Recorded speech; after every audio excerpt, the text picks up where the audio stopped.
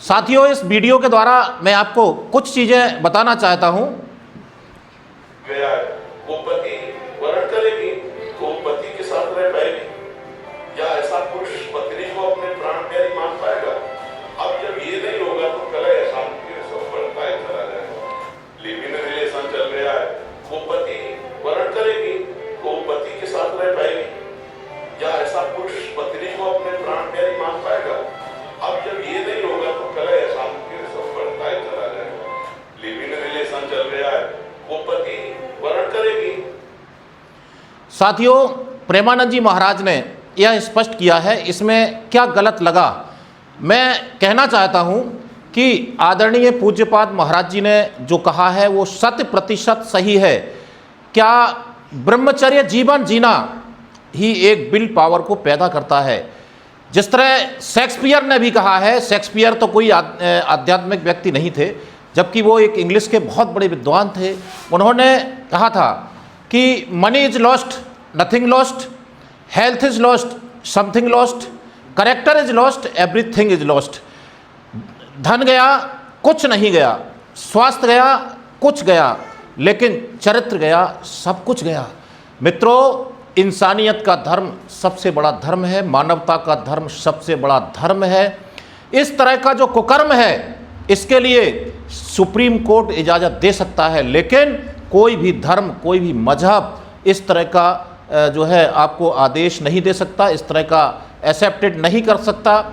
जो कि कुछ नाचने गाने वाले लोगों ने हमारे देश के माहौल को इतना खराब कर दिया, इतना खराब कर दिया कि आज पूज्य पाद श्री प्रेमानंद जी महाराज, जिन्होंने पाखंडवाद को पूरा खत्म किया, जिनको मानने वाले 99% आज मुस्लिम आबादी के लोग भी पसंद करते हैं और सभी धर्मों के लोग पसंद करते हैं, क्योंकि प्रेमानंद जी महाराज केवल और केवल इंसानियत की बात करते हैं, एक जो है मानवता की बात करते हैं। और पाखंडवाद से, जिन पाखंड के लोगों ने हमारी युवा पीढ़ी को पूरी तरह से गर्त में धकेल दिया था, उनको प्रेमानंद जी महाराज ने इस तरह समझाया है कि अगर आपका बच्चा, यदि आपका पति भूखा बैठा हुआ है तो आप सबसे पहले भोलेनाथ को जल न चढ़ा करके सबसे पहले उसको भोजन दीजिए।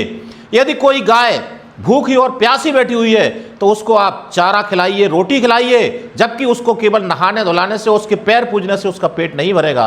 तो हर पाखंड पर कुठाराघात करने वाले महाराज जी के विषय में बोलने वाले अपनी औकात को देखें कि जिस तरह जानवर भी इस तरह का व्यवहार नहीं करते, जानवर भी हमेशा एक के साथ रहना पसंद करते हैं, जीवन निर्वाह करते हैं। यदि महाराज जी की बात जिनको बुरी लगी, वे जो है इस समय मान लो कि पशुत्व के अनुयायी हैं, इंसानियत के अनुयायी हो ही नहीं सकते हैं। आदरणीय महाराज हमारे जो भी बोलते हैं सच बोलते हैं, और इनका विरोध कर गलत बात करने वाले के लिए मैं कहना चाहता हूं कि इस देश में माता सीता और दुर्गा एवं सरस्वती जैसी महिलाओं की पूजा होती है।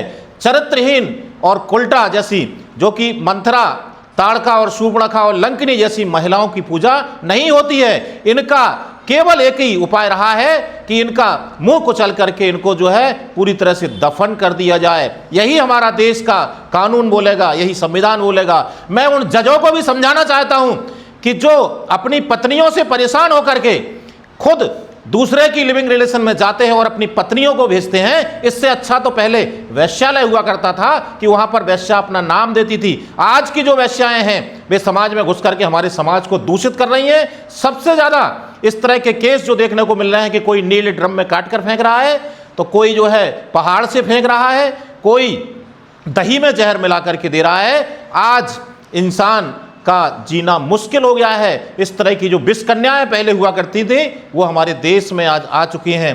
ऐसी विष कन्याओं से हमें बिल्कुल सावधान रहना है, और जो जज इस तरह का निर्णय देते हैं, जिस तरह का आदेश देते हैं, कानून को पारित करते हैं, मैं उनको भी समझाना चाहता हूं कि तुम्हारी पीढ़ी तो पूरी तरह से खत्म हो ही रही है, इस युवा पूरी पीढ़ी को क्यों खत्म करना चाहते हो? ब्रह्मचर्य जीवन को बलिष्ठ बनाता है, ब्रह्मचर्य जीवन को हमेशा ताकतवर बनाता है और एक विल पावर देता है, जो विल पावर पर आदमी विश्व की पटल पर गरज सकता है। चरित्रहीन व्यक्ति कई औरतों के संपर्क में रहने वाला व्यक्ति विल पावर को खो देता है। उसके अंदर वो ताकत नहीं होती है जो किसी भी अत्याचार से लड़ने की ताकत रखे।